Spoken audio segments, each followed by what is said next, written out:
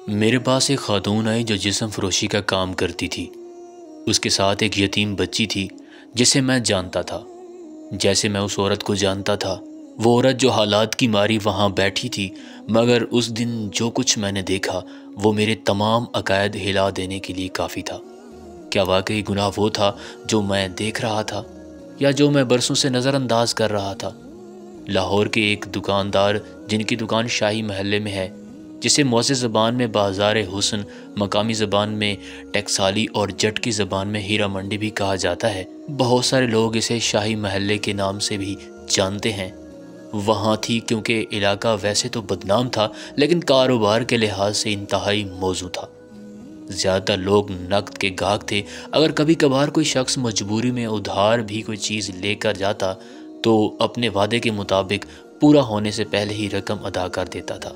علاقہ برا تھا، لوگ بھی برے تھے، لیکن دنیاوی امور میں وہ کئی لحاظ سے مجھ جیسے مہذب لوگوں سے بہتر تھے۔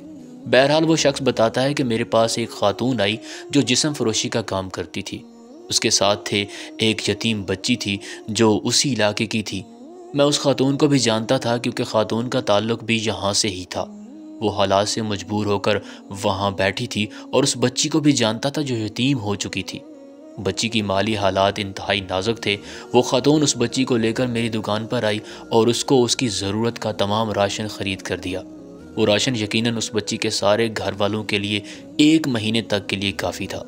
جب وہ خاتون اس بچی کو راشن خرید کر دے رہی تھی تو اسی دوران میرے محلے کا ایک اور شخص آ گیا۔ اب وہ شخص بھی میری طرح اس یتیم بچی اور راشن خرید کر دینے والی خاتون سے آگاہ تھا، خاتون کے اعمال سے بھی اچھی طرح واقف تھا۔ اس لیے اس نے خاتون کو دیکھتے ہی فوراً فتویٰ جھاڑ دیا کہ تم اس پیسے کو مخلوق خدا پر خرچ کر کے بھی ضائع کر رہی ہو۔ جنت میں تم جیسوں کے لیے کوئی جگہ نہیں ہے۔ مجھے اس آدمی کی بات ناگوار محسوس ہوئی۔ میں نے اسے نرمی سے ٹوکا۔ میں نہیں چاہتا تھا کہ میرا گاہک خراب ہو۔ میرے لیے دونوں گاہک تھے، وہ خاتون بھی اور آنے والا آدمی بھی، دونوں اپنی جگہ پر قابل احترام بھی تھے۔ مجھے مسئلہ یہ تھا کہ اگر میں سختی کرتا تو شاید وہ شخص مجھے اس خاتون جیسی باقی خواتین کا بھی حمایتی گردانتا یا مجھ پر کوئی اور الزام لگا دیتا۔ اس لیے میں نے نرمی سے کام لیا، اسے سمجھایا، مگر وہ شخص طنز کرنے سے باز نہ آیا۔ جب بات خاتون کی برداشت سے بڑھی تو اس نے صبر سے کام لیا اور انتہائی شیریں زبان میں اس شخص کو مخاطب کر کے کہا کہ میں یہاں جنت خریدنے نہیں آئی، جنت آپ جیسے لوگوں کو مبارک ہو۔ میں یہاں ایسے لوگوں کا سہارا بننے آئی ہوں جن کی زندگیوں کو آپ جیسے لوگوں نے جہنم بنا رکھا ہے، کیونکہ ایک تو خاتون بدنام تھی اور دوسرا کھڑی بھی دکان پر تھی۔ جب اس نے آدمی کو یہ جواب دیا تو آدمی غصے سے لال پیلا ہو گیا، مگر اس خاتون نے اس یتیم بچی کے لیے جو راشن خریدا تھا وہ اس کے حوالے کیا اور مجھے اس راشن کی قیمت ادا کی اور چلیں گے۔ اس کے چلے جانے کے بعد بھی آدمی میرے سامنے اس کی غیبت کرتا رہا، اس خاتون کو برا بھلا کہتا رہا، یہاں تک کہ اس پر وہ بھی الزام لگاتا رہا جو اعمال یا تو باتیں شاید اس میں کبھی کیے ہی نہیں تھے۔ بہرحال جب آدمی نے اپنا غصہ نکال لیا تو وہ بھی وہاں سے چلا گیا۔ اب میں اس آدمی کی حقیقت سے بھی آگاہ تھا، اس یتیم بچی کی حقیقت سے بھی آگاہ تھا، اور بہت حد تک اس بازار حسن کی خاتون سے بھی آگاہ تھا۔ وہ خاتون ایک ایسے مسلک سے تعلق رکھتی تھی جسے ہمارے نزدیک بہت سارے لوگ اچھا نہیں سمجھتے ہیں۔ ایک وقت تھا کہ وہ خاتون بھی ایک بچی تھی اور بچپن میں یتیم ہو گئی تھی۔ اب جہاں وہ رہتی تھی وہاں سارے مجھ جیسے پارسا لوگ رہتے تھے۔ خاتون کے بچپن میں جب اس پر مشکل حالات آئے تو اس وقت بشمول میرے کسی شخص نے بھی اس کی مالی مدد نہیں کی تھی، یہاں تک کہ وہ کئی دن فاقے میں رہتی تھی، حتیٰ کہ وہ ایک بچی تھی۔ اس خاتون کے دیکھتے ہوئے جب اس کی ماں کسی کے سامنے ہاتھ پھیلاتی، کسی سے قرض مانگنے جاتی یا کسی سے روٹی مانگتی تھی تو اسے کہا جاتا تھا کہ تم لوگوں کو یہاں سے کچھ نہیں ملنا، قریبی تمہارے جیسی خواتین آباد ہیں، تم ان کے پاس چلی جاؤ، تمہیں وہاں سب کچھ مل جائے گا۔ وہ بچی تھی مگر ان باتوں کا مطلب اچھی طرح سمجھتی تھی۔ اس کی ماں بھی یہ باتیں برداشت کر لیتی تھی۔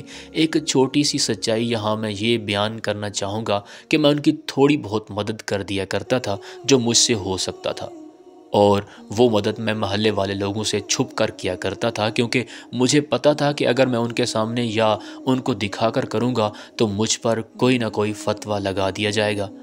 اور میں اس بات سے بہت ڈرتا تھا۔ خیر وہ وقت گزر گیا، اس خاتون کی والدہ بیمار ہو گئی۔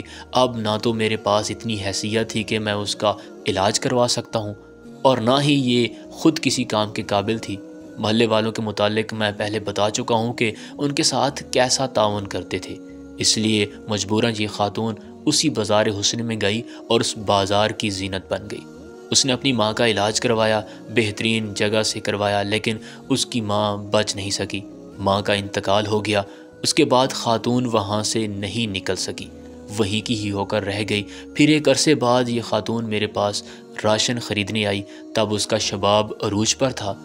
میں اسے دیکھ کر حیرت زدہ تھا اور پہچان بھی نہیں پایا تھا۔ اس دن بھی اس کے ساتھ ایک غریب بڑھیا تھی۔ اس نے اس بڑھیا کے لیے کچھ سامان خریدا، اس کے حوالے کیا، مجھے رقم ادا کی اور چلی گئی۔ اس کے بعد یہ اکثر میرے پاس آتی، مجھ سے سامان خریدتی اور ایسے ہی کسی نہ کسی حقدار کے حوالے کرتی اور چلی جاتی۔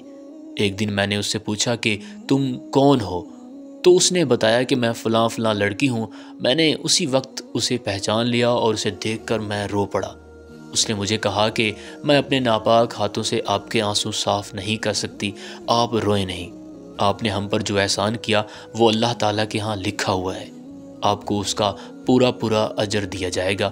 بھلے ہی دنیا میں میرے الفاظ کی کوئی قیمت نہ ہو، لیکن اگر ضرورت پڑی تو روز محشر اللہ تعالیٰ کے سامنے آپ کی سچائی کی گواہی ضرور دوں گی۔ اگر میری گواہی کی ضرورت پڑی تو میں وہاں بھی بتاؤں گی کہ آپ نے ہر ممکن کوشش کی تھی کہ امت محمدیہ کی یہ بیٹی اس بازار کی زینت نہ بنے۔ اس دن کے بعد نہ تو کبھی میں نے اس خاتون سے کوئی سوال کیا اور نہ ہی اس نے مجھ سے کبھی کوئی سوال کیا۔ ہاں البتہ ہر مہینے اب بھی آتی ہے اور کسی نہ کسی حقدار کو راشن خرید کر دیتی ہے، اس کے بعد چلی جاتی ہے۔ پہلے میرے ذہن میں یہ بھی سوال آتا تھا کہ یہ خاتون شاید یہ سب کچھ اپنے ان برے اعمال کا کفارہ سمجھ کر پیسہ خرچ کرتی ہے، اور میں بھی اپنے اسی گاہک کی طرح سوچا کرتا تھا کہ یہ پیسہ اس کے گناہوں کا کفارہ نہیں ہو سکتا، مگر بول کر اس سے نہیں کہتا تھا۔ البتہ جب اس خاتون نے اس شخص کو جواب دیا تو مجھے حیرت ہوئی۔ پھر میرا ذہن ماضی میں چلا گیا اور یقین مانے میں تب سے سوچ رہا ہوں کہ نہ جانے اس خاتون نے کتنی بچیوں کو اس بازار کی زینت بننے سے بچا لیا، جو خود ہماری وجہ سے اس بازار کی زینت بن گئی۔ اور ہم لوگ آج بھی امت محمدیہ کی ان بچیوں کو انہی بازاروں کی زینت بنا رہے ہیں اور وہاں سے خرید کر ان کے جسم کو نوچ رہے ہیں۔ میری بات سے، میری کہانی سے آپ اختلاف کر سکتے ہیں، مگر یہ ایک حقیقت ہے۔ میں آپ سب کو یہ نصیحت کرنا چاہتا ہوں کہ اگر ہو سکے تو انسان کا مذہب مسلک پوچھے بغیر صرف اللہ تعالیٰ کی رضا کے لیے اس کی مدد کر دیا کریں۔ اور اس بات کی بھی میں گارنٹی دیتا ہوں کہ میں وعدہ کرتا ہوں کہ اللہ تعالیٰ نہ صرف آپ کو اس نیکی، اس عمل کا صلہ آپ کو اس دنیا میں دیں گے، بلکہ روز حشر بھی کئی گنا بڑھا کر آپ کو اجر عطا کریں گے۔